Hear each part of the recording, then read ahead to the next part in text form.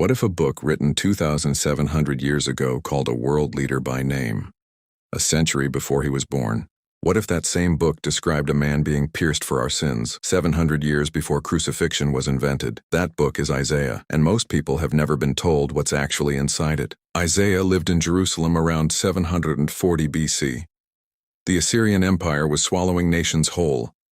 Israel's northern kingdom had already fallen. Isaiah wasn't just a preacher. He was a poet, a statesman, a visionary, and he was about to write the most prophetically precise document in human history. Here's something most people never notice. Isaiah is structured like a mini Bible. The Old Testament has 39 books. Isaiah's first half has 39 chapters, full of warning and judgment. The New Testament has 27 books.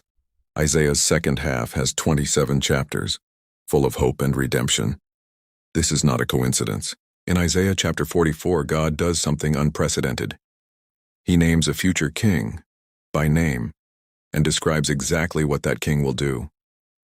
When Isaiah wrote this, Jerusalem was still standing. The temple was intact. A man named Cyrus did not exist. In 539 BC, 150 years after Isaiah wrote, Cyrus the Great conquered Babylon and issued a decree allowing the Jewish people to return home and rebuild their temple. Exactly as written. We even have the physical artifact, the Cyrus cylinder, sitting in the British Museum right now. Now we come to the most debated chapter in the entire Old Testament, Isaiah 53. Written 700 years before Jesus, it describes a figure who is despised and rejected, who is pierced for our transgressions, and by whose wounds we are healed. No other ancient text comes close to this level of specificity. There is a famous account of a Jewish rabbi who was handed Isaiah 53 without being told where it was from. After reading it, he said, "This is clearly about Jesus. Where is this in the New Testament?" He was stunned to learn it was Isaiah, centuries before Christ. Whether you're a believer or not, that reaction tells you something. Isaiah isn't ancient history.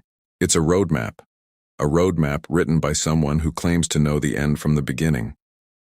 If Isaiah named Cyrus correctly, 150 years early, what does that mean for every other promise in this book? That's the question this entire series is going to answer. Next video, we go chapter by chapter through Isaiah, the warnings, the glory, and the servant who changes everything. Subscribe so you don't miss it, and drop a comment below. What's the one thing about Isaiah you've always wondered?